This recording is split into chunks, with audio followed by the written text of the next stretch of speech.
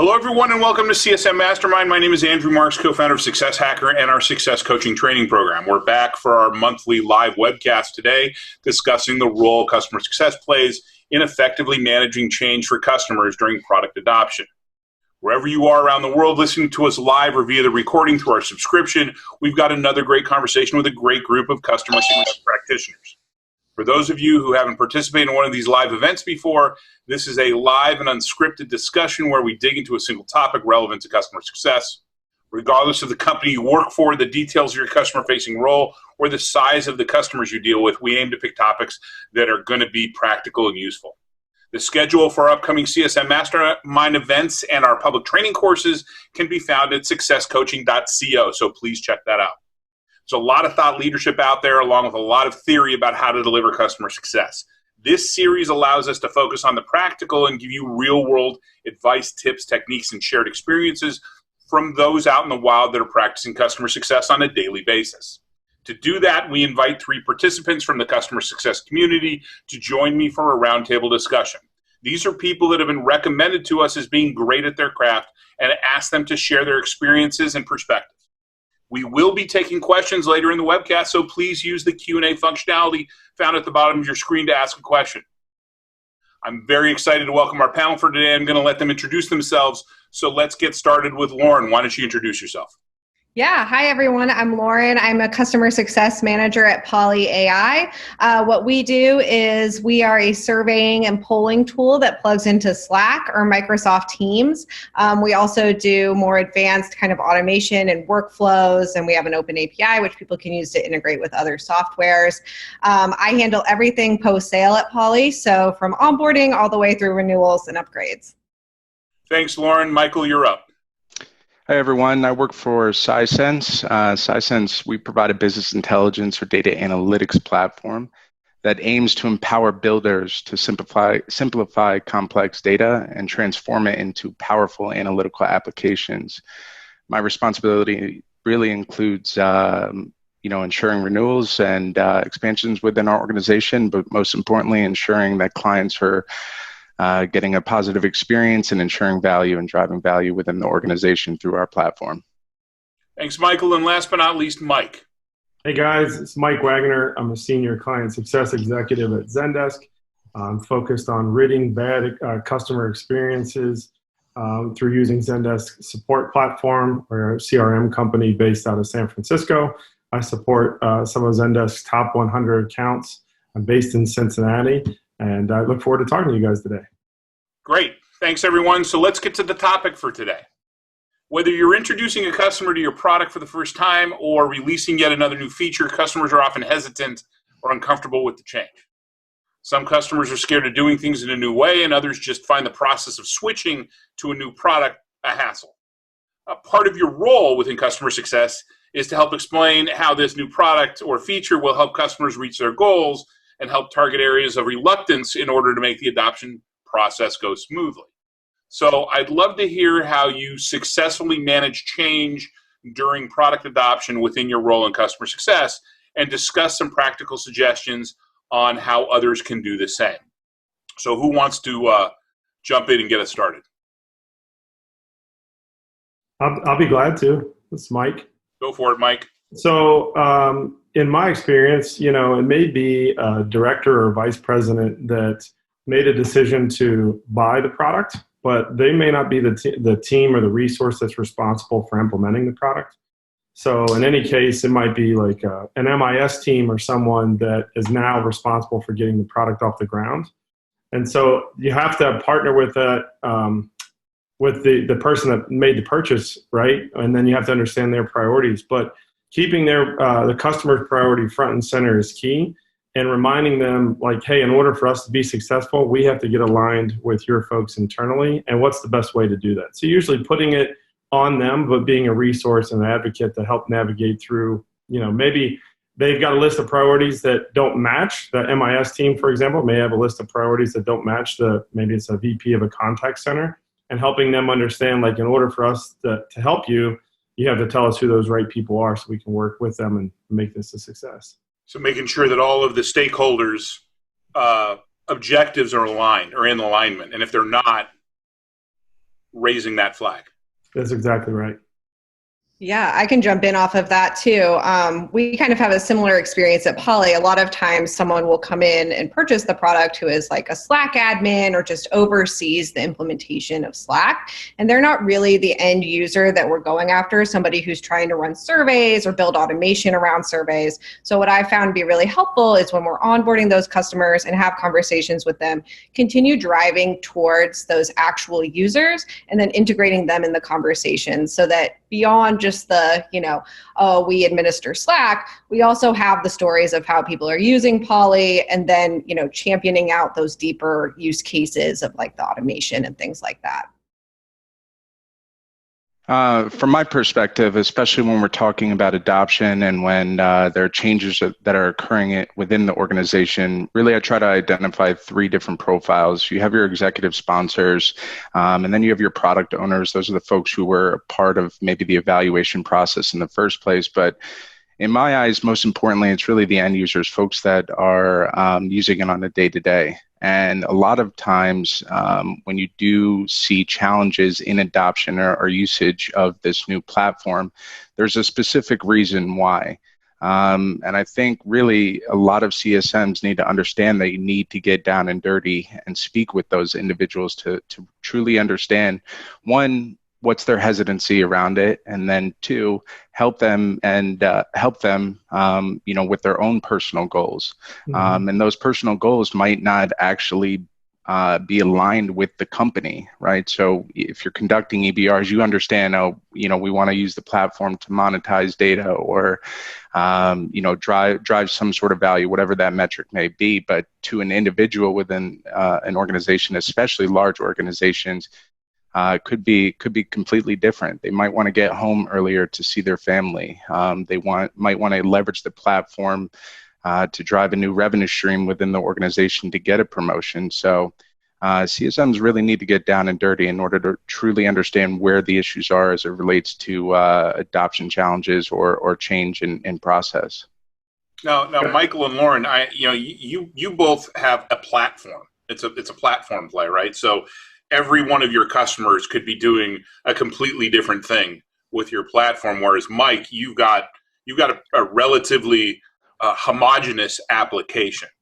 I'm wondering what kind of the different strategies that you use or you see useful, because I think it's a good representation. Most of that software out there is either it's a platform based or it's a more homogeneous application. So I think people can learn a lot from some of your experience and stories, regardless of what company they're working for right now.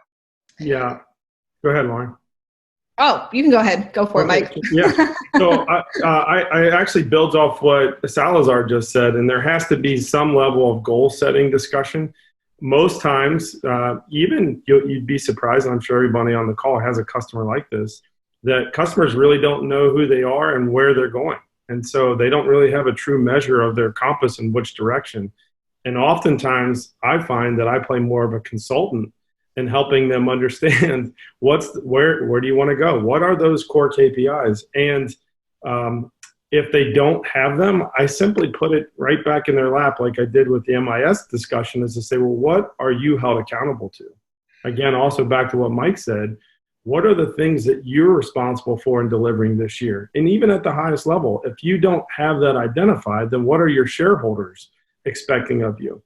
And even if it's just getting some framework to say, in order for us to be successful, it looks like this.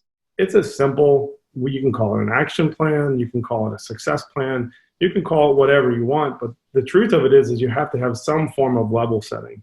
And my best customer engagements are the ones where I have that conversation and then either on a monthly or quarterly basis, come back to that to say, hey, this is what you told us was the priority or what we agreed to being as the priority last quarter.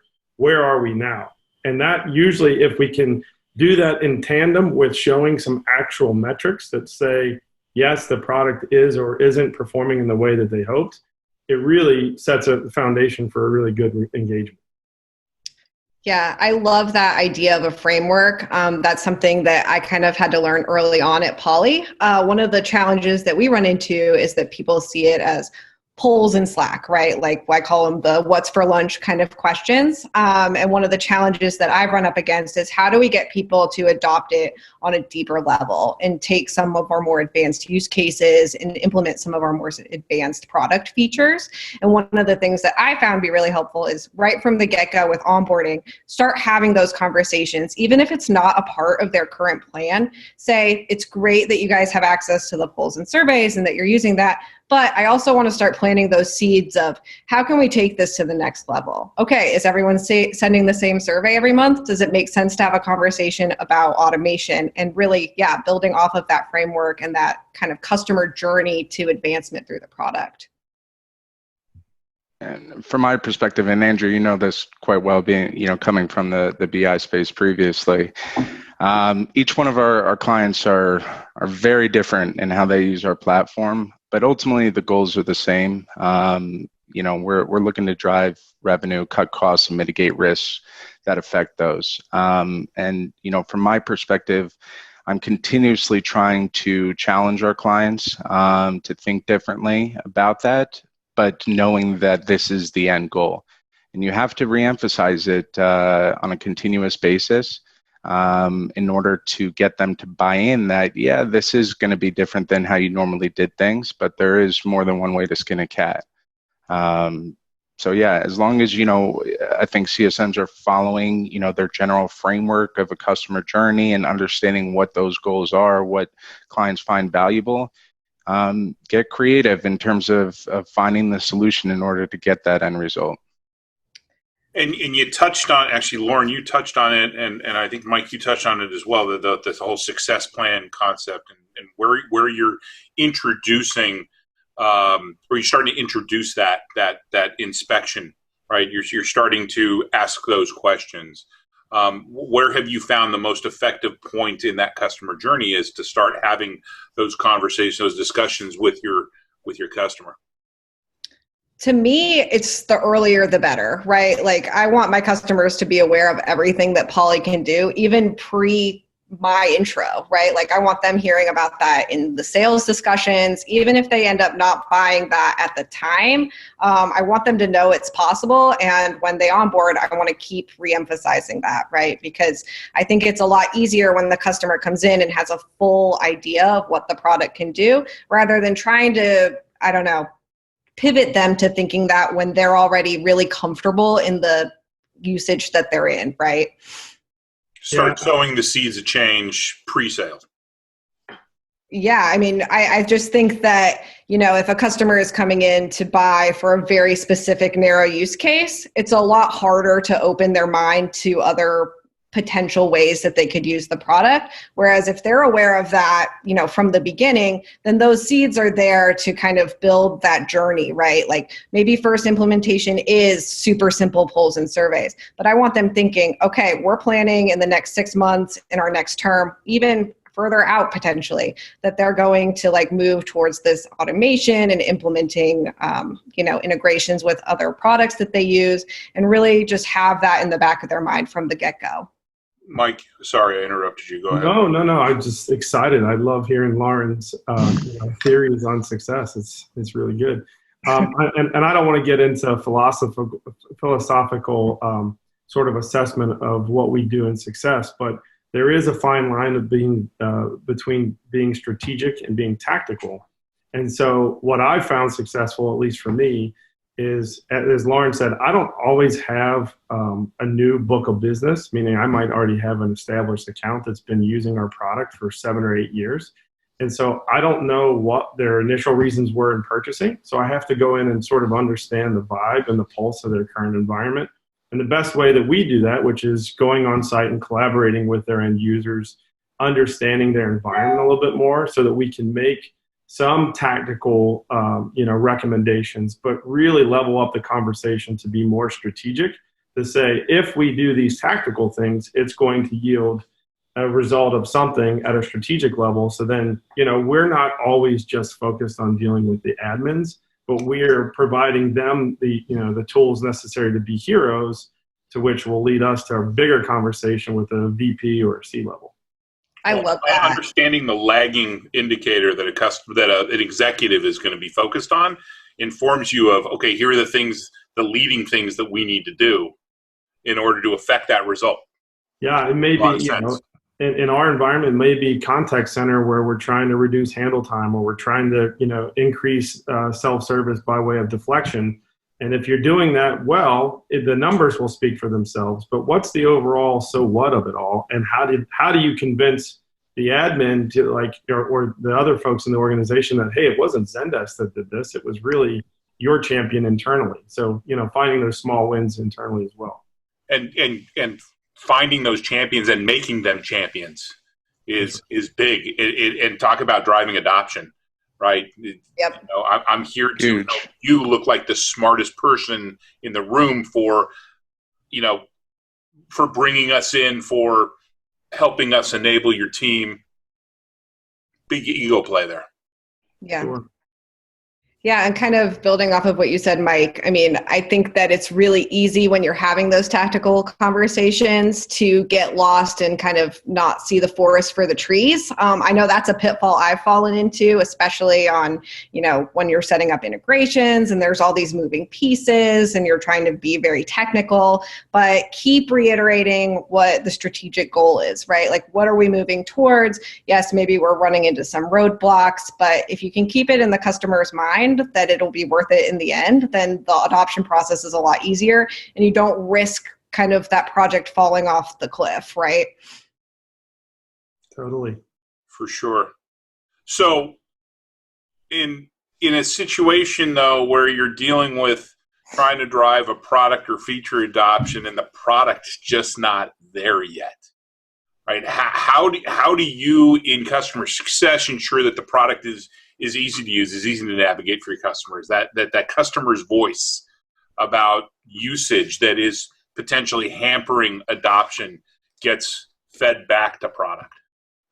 As someone who has worked in early stage startups their whole career, I feel like I'm perfectly poised to answer this question. But working in companies where the product is moving and changing fast and we have big goals that maybe quite aren't there yet in the product, I think the best thing that I've found be successful here is treating your customer as a partner, taking their feedback, showing how you're implementing their ideas as part of the product roadmap, doing little quick wins, right? Like trying to get the engineering team to maybe add an API parameter that wasn't there quickly for somebody. So really, building up that partner relationship and having it be a two-way street in that conversation is super helpful. And I feel like people are a lot more willing to kind of maybe gloss over some of the product improvements that need to be made when they feel like their voice is heard. I think it's a really good point that you make, Lorne.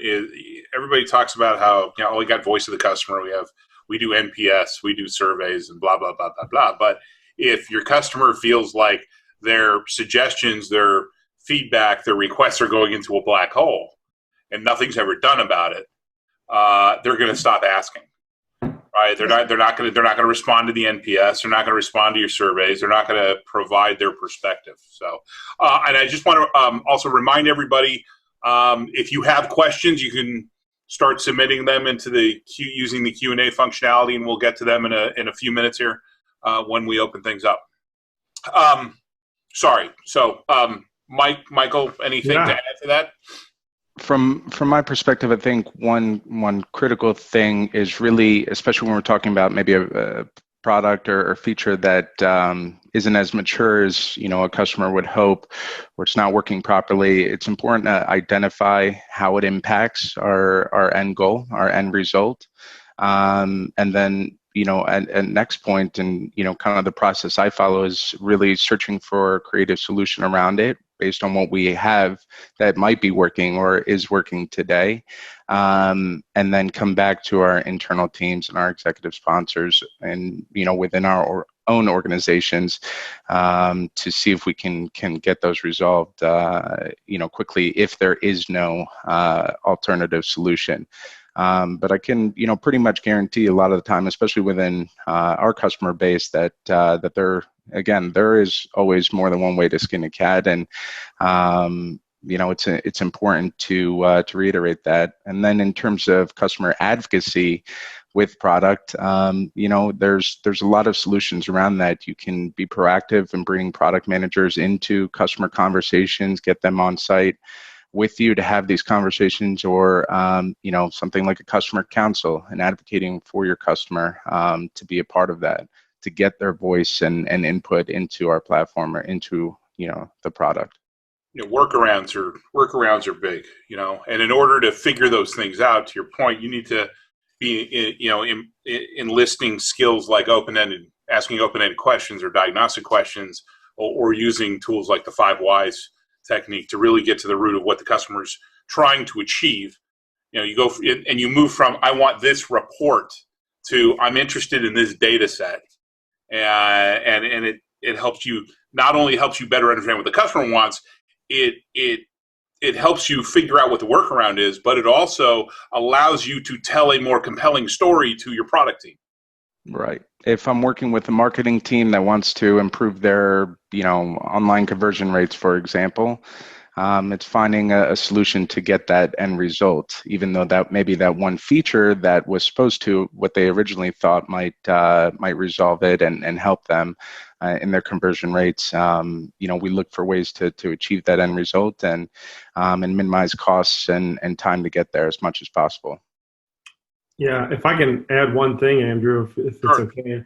I think it is as critical as getting customer feedback as to what's not working is if your organization and or culture allows you to have direct product access. So I worked in a previous global SaaS company that did not have that visibility or allowed or fostered that.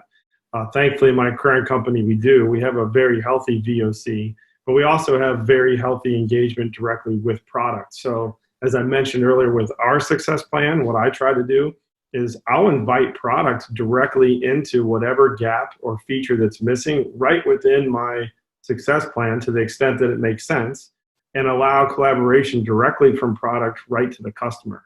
But it's as critical as it is to get the feedback from the customer, it's equally as critical to have that program available to us as success people to make us successful. Yeah, it's a great point, because if you don't have that accessibility to product, it's just like those suggestions going into a black hole. And then adoption is going to fail, right? And they're like, you're not listening to us. I myself have been in situations where, I've got a CEO saying we need to drive product adoption. I said, well, you got to fix the product. Well, we just hire more customer success folks. No, that's not how you fix the product. You got to fix the product. That's not going to fix adoption, right? Yeah, exactly right. I can add to that too. Obviously, product relationship is incredibly important with the customer success org. One thing that I think is really important to reiterate here is that when product does do something for a customer or goes out of their way, that you make sure that you, show how they did that, right? And that you champion them internally as well. Like call out an engineer that went the extra mile for a customer, call out a product person who sat on a customer call when they didn't have to, and just, keep reiterating how important that is. And, making them feel good about their involvement. We're always selling the story to someone, aren't we, Lorne? Yep. Totally.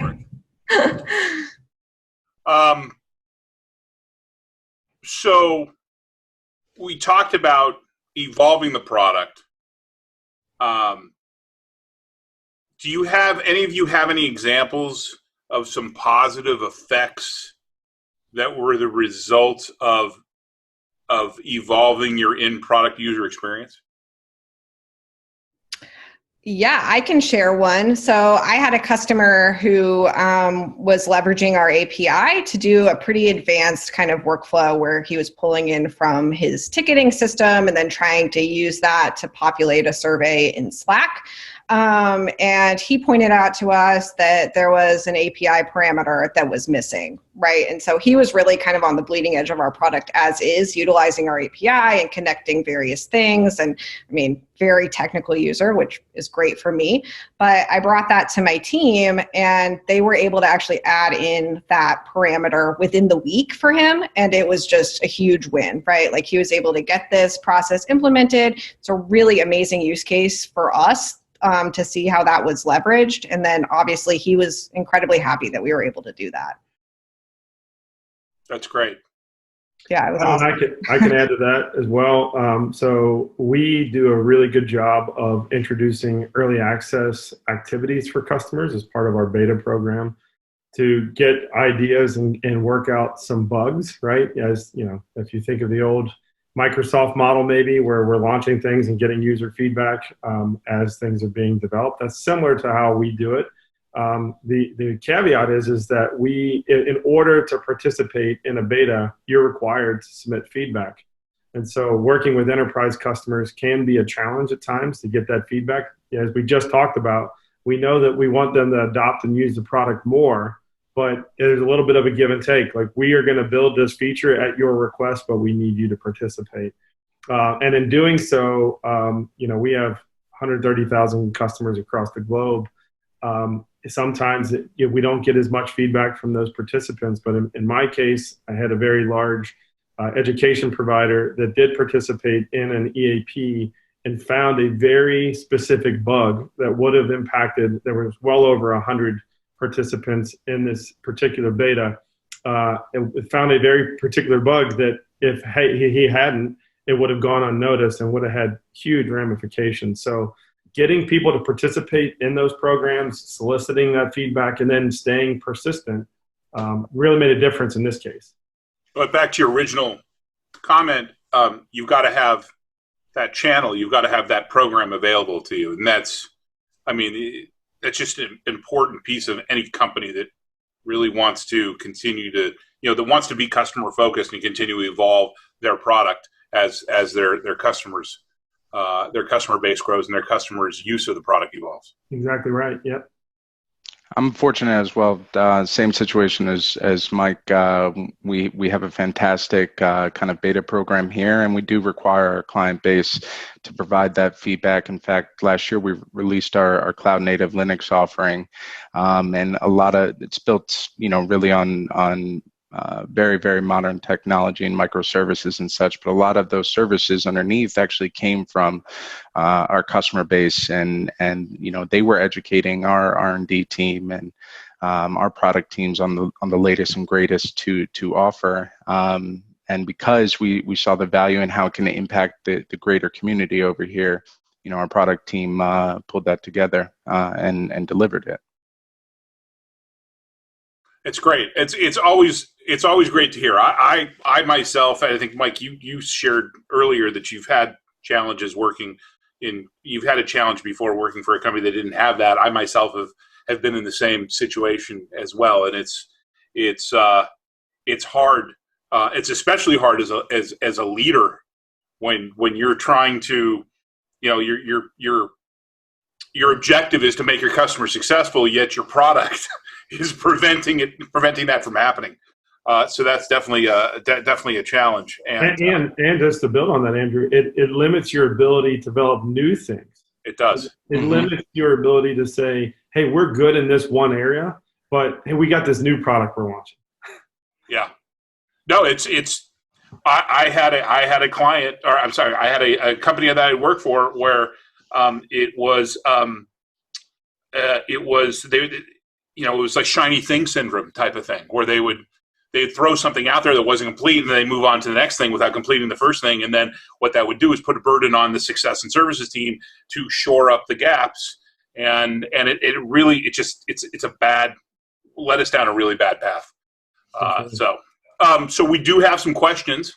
So I'm gonna start throwing them out there here. First one from Les. How have you handled a change in the customer's internal team where the senior executive or decision maker and or internal champion left the company, and the new person may like a competitor's product? Wow, a couple of curveballs there. Basically heading off the customer from moving to an at-risk category.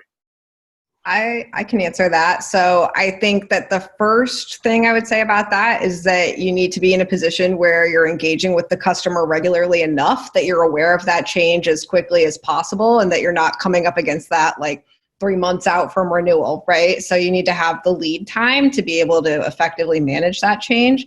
And then I think it's having a really good relationship with your end users who are willing to go to bat for the product. So how do you help them tell the story that they really like the way that this is, they really like what they're doing, they have, seen wins with it, and helping them shape that for a new person. So have multiple internal champions. Right. Yeah. Yeah, I completely agree. I think there's kind of parallel approaches that you need to take, echoing off what Lorne just mentioned. It's absolutely critical not to have a single point of failure in terms of executive sponsorship. CSMs need to be continuously reaching higher and wider within an organization and developing relationships that way. So when one executive sponsor does leave, you're not pigeonholed there. So when a new person comes in that might like a competitor, there you won't have as much risk, or you can look to mitigate as much as possible. The other is you need to be proactive about your research with that new incoming executive sponsor. Find out, the previous companies that they work for. Does he or she belong to any groups, or do they follow your competitors on social media or things like that? Then, the second thing you might want to do is create your own executive channel. Bring one of your execs to talk with that executive sponsor, introduce your company. And again, it comes back to, well, what is that executive's personal goals there? They want a quick win when they first come in. Let us be a part of that. Let us help you get that quick win. Playing the ego card. Oh, yeah. Play the ego card early and often. I won't belabor it because both Lauren and Michael hit both, but I would just say patience is key. We're all high energy people. When we hear that there's a change in the executive level, we're, forced to change the account health to maybe yellow or something. And now we're all scurrying around trying to identify with that new person. And we are eager to want to align with those executives and tell them how awesome our company is, and maybe even convince them that we know their business inside and out.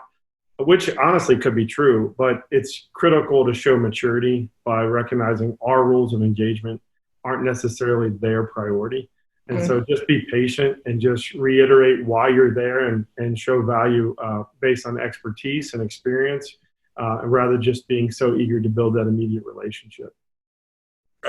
Great. Love it. Here's another question building on this topic. Les, thank you for the question, by the way, and thanks for joining us. Michael, also, thank you for the follow-up question, and thanks for joining us. Building on this topic, Michael would like to know, what are some of the methods you all use to attain multiple champions? So I can start. First, knowing if I do have a solid foundation with one or the two executive sponsors that we originally partnered with. It could be a number of ways. Either you have an outbound cold approach where you might randomly introduce yourself, whether you're on site or over an email. But I leverage our existing champions or existing executive sponsors to create, that channel, that introduction. And then I even ask for, kind of information to prepare myself for that first meeting. Who is this person that I'll be meeting with? What do they care about? What is the biggest issue that they're, trying to figure out right now within their own department and organization. And then that way, when I do come to that meeting, I'm fully prepared and understand exactly what they're trying to do and can tailor my approach that way. One of the things that we do that I've found be really helpful is we have a external Slack workspace where we set up shared channels with some of our biggest customers, and they'll invite other people from their side when they have questions, and then we're all having a conversation in this Slack channel. So it can be really helpful to kind of cast a wider net and bring in more people from the org so that you're not just communicating one-on-one over email always. No, that's a great.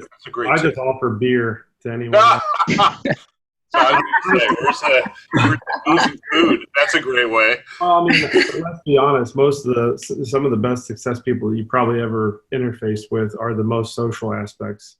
Just really good at connecting with people. And in my case, I take a little bit of a different approach to broaden the focus and maybe visibility, and that's partnering with my sales partner. They are challenged with a very specific quota, and organic growth within existing accounts is the easiest. It should be the easiest because you've already got an embedded relationship. Yep. And so having a very tight-knit engagement with your sales counterpart is absolutely critical, and it's proved successful for me, at least in my current capacity. Yeah, I myself have used, I've played the ego card to take my executive sponsor, turn them into an internal champion, and get them selling and driving adoption for me with me in the background, which boosts their visibility in the organization. And in that process, because I'm in the back, literally behind the scenes, I'm also figuring out, okay, here are some of the other people that are jumping on board this, then using that executive sponsor as kind of my channel to those folks. That's right. Okay, great. Jake, thanks for the question and thanks for joining us. Jake asks, you mentioned some frameworks. Do any of you have a framework you use for prepping for change? At Atlassian, we have a release readiness template we use to prep for changes, but I'm curious what else is out there as a sort of framework like this. And we're at Success Hacker, we're huge fans of, and I've been waxing poetic for years about how adoption is not teaching somebody how to use your product. It's managing the change necessary that they're going to be going through now that they're using your product. So do you guys have do any of you have a framework that you use or that you've developed around change management?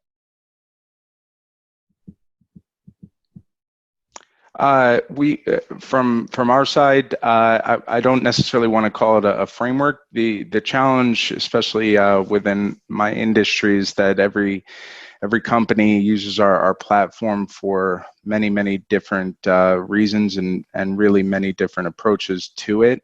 But ultimately, it still comes back to the original reason of why we partnered with an organization. So yeah, we do have kind of skeletons or templates to reach that end result.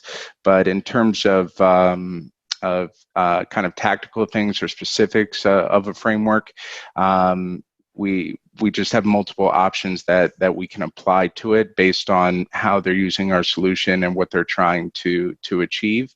And if one of those routes really doesn't work, then we try a different approach. So I don't necessarily like to either limit myself in terms of staying kind of in a centralized framework or scope necessarily. It's critical within our organization to find alternative solutions or find alternative pathways to reaching the end result. Yeah, and I'll just comment. So internally, we absolutely have a PMO and a framework for staging changes, massive changes that would impact customers. But when it gets to customer facing, we produce a lot of knowledge content. We produce a lot of help center articles and videos and basically stage tutorials. So it maybe not asking your exact question, Jake, but our framework is we have things that we plan and we communicate internally, and then externally, the way that we stage customers and their readiness is slightly different. Yeah, I think it's going to be very unique for every company. But some of the tools that you typically see for successful change, and this is going to address both Jake's question as well as Jordan's question around what change management practices or principles to use to manage change, include things like a stakeholder impact assessment or what's changing, right? So the what's in it for me type of communication, the case for change, and then kind of laying out a communications pyramid, because it shouldn't just be on you in customer success to push this change. You need to enlist the help of your executive stakeholders and your power users. And I'm always looking when we went into a company and we were introducing a new product, during our implementation process, I'd always be looking for some of those end users that were particularly excited and were people that others in the organization respected and used them as kind of as somebody that would go out and kind of carry the torch for us. Yeah, it's interesting what you said, Andrew, which was it shouldn't be on success. And in fact, that's what I actually encourage everybody, that success should never be the end all be all for communications for product changes or major things. Because what if I'm, on vacation or got hit by a flying goat, and I wasn't around and something just happened? You shouldn't be dependent on success. However, when there are things like deprecations and customers have to plan for their integration or plan for a migration, and those end product messages or those email blasts just have fallen on deaf ears, those are those moments where success comes in and hey, I'm just trying to prevent you from falling off a cliff here. You have to do this or else. Right. You have a flying goat issue in Cincinnati these days? I mean, we have flying pigs actually in Cincinnati. Okay, anybody else want to chime in on the change management, or we move on to the next question? We all good? Great, thank you, by the way, Jordan and Jake, for those for the questions. Jason asks, have you ever experienced a situation where a customer has been fully onboarded and went live but has not used the product since going live? And if so, what tactics have you used to overcome the obstacle?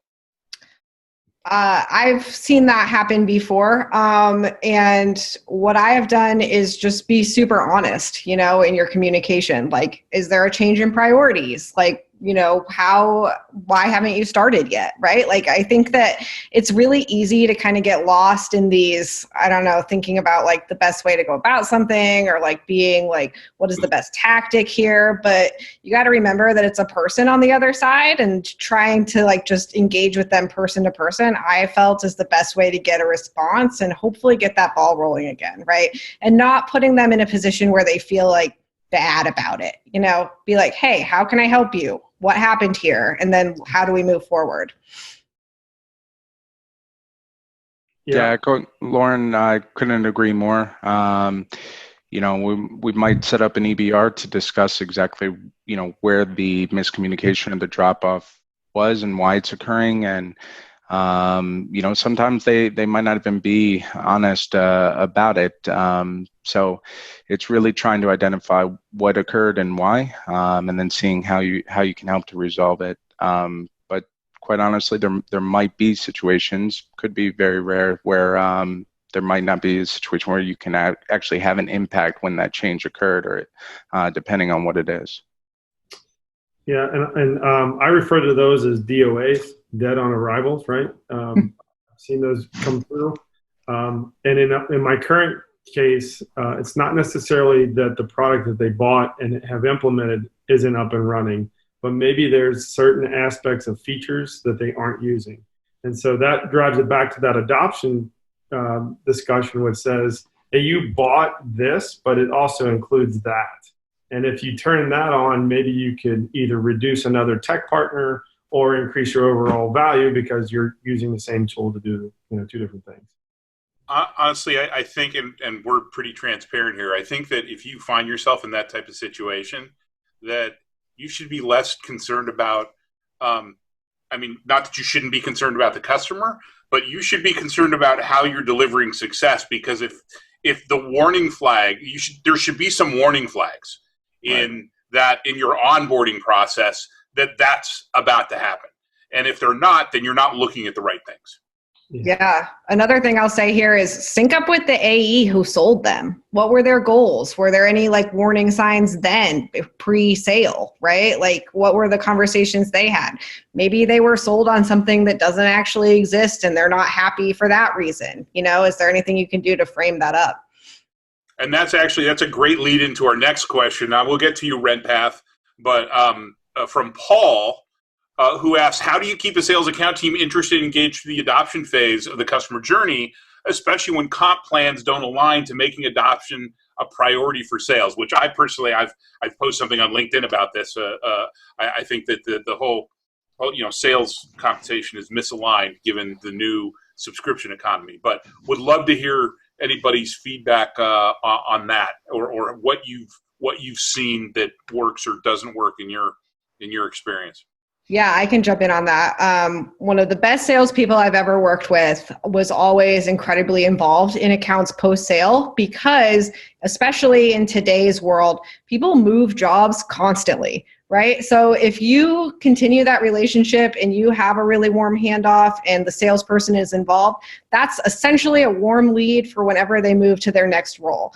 And I mean, I can't count how many times when somebody would leave a company and then go to a next one, they would reach out within the first month of being at the new company to sign up for our product. So, I mean, I think that's an amazing reason for sales to stay involved.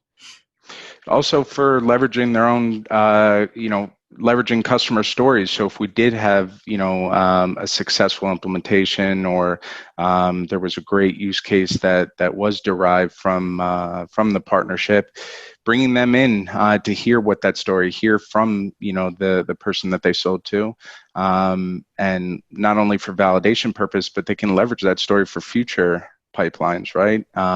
So especially within startups that might not have as strong of a product marketing team or marketing department, they can hear these stories, leverage them for future use. I got nothing. Sorry, go ahead, Mike. No, I was just going to say I got nothing. Those two guys nailed it. Yeah, I think that people tend to forget that, and sometimes it happens to all of us, but definitely on salespeople. To your point, Lauren, your experience. Those warm leads can have a tremendous effect on your bottom line because they will lower your cost of customer acquisition. Yeah, right? Which helps everybody. Right, it costs us less to bring the customer in, which right sizes the CAC to customer lifetime value equation. Right? Yeah, absolutely. Plus, those people are going out and talking to their friends. Maybe they're in meetup groups. Maybe they're, doing other things. Can be great. Yeah, customer advocacy is a beautiful thing. Mm-hmm. Oh yeah, striving for in customer success, and that comes from getting people, driving adoption and making sure they're getting value, which is what our job is. So, absolutely. Right. RentPath. Been very patient here. During the onboarding process, what are some good ways to soften the blow with client communications when technical difficulties occur in a SaaS-related product? For me, the most important thing is honest and continuous communication. Especially if it's bad news, maybe a bug will take longer to get fixed. As long as either it's not having a tremendous impact on the client and what the original goal was, then honest communication is the best approach that I would take. And then continuous updates. This week we were able to accomplish this within our own product and R&D team. I'll have updates for you by this time. And following up on that and ensuring that you are doing exactly what you communicated. And I can expound on that. I'd like to take it a step further and say not just during onboarding, but when there are just major blips in technical aspects anyway. We in success tend to be the catch-all for everything, right? When things don't go right, billing, or, hey, I need a new license because I'm trying to, I got a new employee that starts tomorrow. We get involved in all those things. And so I would just say, first off, remember, and hopefully in your organization, that you are not the first line of defense and that you have a support organization for a reason, and leverage that. So some of my best partnerships are with our support leads, so that, as Lauren said earlier, to celebrate the successes of those people internally and call out your engineers and whomever. If you have a good alignment, you'll be able to get answers in real time. And hopefully, if it's a technical issue that you're on a Slack thread or some internal communication, you can just reiterate the same message that support is. But again, you shouldn't be the first point of contact for technical related events. Yeah. And I think, just being honest, being timely, and being a human is the best way to deal with that stuff. Everybody knows that there are technical problems that arise when implementing new software, right? I think everybody's aware of that. So how you handle yourself when it happens and how you handle that relationship, you can honestly turn it into a positive, right? And then if you resolve it quickly and you are very communicative and, you again, treated your customer as a partner, it can actually be a point in a positive direction with the relationship. For sure. You treat them as a partner, you boost that trusted advisor relationship, you know, and if you've getting to that point, if you've done those things to build the relationship, you know, when the proverbial shit hits the fan, it's less of an impact. You deaden the impact of that because you've built up so much relationship capital with these folks. I mean, that was a big part of what I did early in my career, is build up that relationship capital. And like you mentioned, Mike, some best people in customer success are people that can build those relationships, and that's one of the outcomes of that is that when things go wrong, they're going to be a lot more willing to deal with it, right? And you're totally spot on. And the risk is, like, if it's in the onboarding, like Renpath asked, the challenge becomes like, oh my God, the product's not even up and working, and we've got this critical situation. Usually you'll have more resources, but when it's post implementation and they've got a problem, and maybe they didn't purchase the right element of support, right? So they're not technically supposed to get a premier support engineer or a technical solution architect, but you know it's absolutely critical to have a conversation between the nerds, right? To get the technical people to talk. Yep. And you have to leverage those relationships to say, please, can you just have a 30-minute conversation to talk about how this API should work? You know what I mean? And that's a great point. So I was talking about the relationship with the customer, but yeah, you've got to have those relationships internally.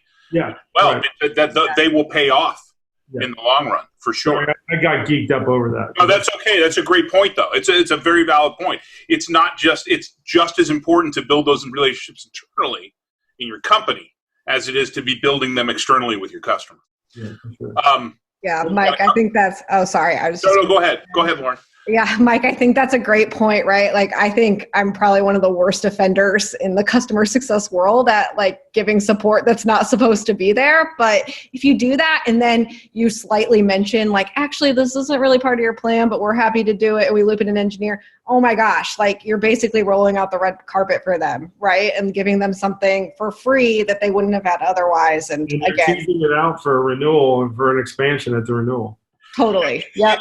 You want to use it as, hey, this goes way outside of the norm, but I'm gonna pull a favor internally for you, right? Yep. Play that up, and then you reference it. Yes. In 4 months when the renewal comes up. Hey, you remember when you had this thing come up? We actually have a product or a program for you. Right. Yes. Right. Or you reference, hey, remember when I went above and beyond last time we had a problem? So I need you to kind of maintain yourself right now in this current problem because you know that I've got your back. That's exactly right. Yep. We got a lot. I don't think we're gonna get to all these questions. We only got a couple more minutes, but Manveer, thank you. Oh, Renpath, the organization. Thank you for the for the question, Manveer. How have you successfully integrated drip email campaigns to your end users alongside product adoption? Have any of you do any of you use that tool? You know, using like email drip campaigns to help supplement product adoption? Yeah, so we have a relatively large self-serve portion of our customer base, and for accounts that spend less than a certain amount, we do have an automated onboarding series that goes out. One of the things that makes that valuable, and I think can lead to better like open rates and click-throughs and better product adoption, is including video in those emails and having either a link or embedding a video that either walks through the product or even just shows your face, so that if you do something that's automated like that or a drip campaign, it feels more personalized than a very formatted basic email with maybe some links to help articles. So that's how I utilize it. I love video. Video is great. If it's not you talking, it's you showing, hey, do this, drag here, boom, boom. People look at that. Something that they consume when they're sitting on BART, or sitting in transit or whatever on their way into the office, or while they're grabbing coffee. So you want to give them multiple channels to consume the information and make it and try and make it as frictionless as possible. Plus, honestly, it's easier to make videos than to type out some long technical email, right? Or like read a help article or whatever. So with screenshots and I got to do this screenshot. Yeah, exactly. yeah. Any other commentary there, Michael or Mike, on that one? All right. Not for me. It's not something I'm currently involved with. Okay. This is a rather popular question. It's a little it's a little tangential to this, but let's see what y'all have to say, and I think that'll wrap things up. It's got a couple of thumbs up on it. Amanda, thank you for the question. Asks, what are the best ways you found to measure the health of an account? Many times, end users, admins, and stakeholders may share differing opinions, and the data we collect via in-person or online may be different across the board. How do you reconcile this information to determine the actual health of an account? There's probably a whole CSM mastermind just on that, but yeah. I'd love to get for the next one. Yeah, well, that's not the next one. I'll tell you what the next one is. But yes, I think we should put it on the list, Ashley. So what do you guys think? I think that varies from product to product, and I know that's not a great answer here. Right? I think you need to define what a healthy user looks like to you, and then map your KPIs to that. Right? Like in a previous role of mine, I've heard that logins and like being in the product is a really good example of how a lot of people measure an account. Right? In my previous role, that was not the case at all. In fact, if somebody wasn't logging in, usually that meant that things were really healthy. And if they were, it was a bad indicator, right? Because it meant that something was broken and they were trying to resolve it. So I think that you need to start with what customers are trying to do with your product and then roll it back to what are the KPIs, meaning that they're using that, right? So it's my 2 cents. I think Lauren's spot on. You have to define as an organization what you guys decide as client health, and then update it in whatever tool you're using. Personally, when I'm looking at relationship health, I'm looking at are they renewing, do they take meetings, and do they attend events? Right? Those are how are we doing with the relationship? If they're willing to take a phone call, do they join a monthly cadence? Do they come to user groups or conferences, things like that from a relationship standpoint? But as Lauren said, if you're measuring their performance or productivity based on what's happening in the product, that would be a different category that you and your company would have to confirm. I think relationship health definitely has to be a component of a health score. Sorry, Michael, you were about to say something? No, just echoing off them, I completely agree. All those avenues are right up my alley as well. And there's been occasions where I've asked the customer, what do you think? Do you think we have a healthy relationship together? Are we achieving what you set out to? And get their feedback. That's the easiest and quickest data collection point you can get.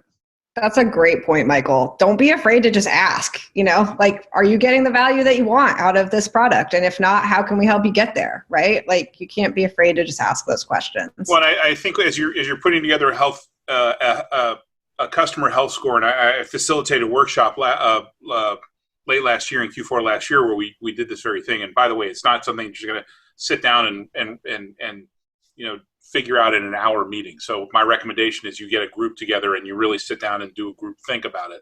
I mean, we spent nearly 3/4 of a day just scratching the surface for this particular customer. But that's a great point. Asking your customer, so what is success for you? Right, or asking a representation of your customer personas or your ideal customer profiles. What does success look like for you, and incorporating that into your health score is a great strategy. So, and just to close out, if you do an EVR, so where you do have that executive, send them a survey, and tell them I'm going to be scored on this. It was absolutely important that I get your feedback. Yeah, for sure. Great. Well, we're at the end of our hour. I want to thank all of our guests for joining me today. One final note, great CSMs know that they don't have all the answers, but they know where to get them. That's why we created CSM Mastermind, to harness the knowledge and experience of the community to help improve everyone. So I hope you got something out of this discussion, and we'll see you at our next event.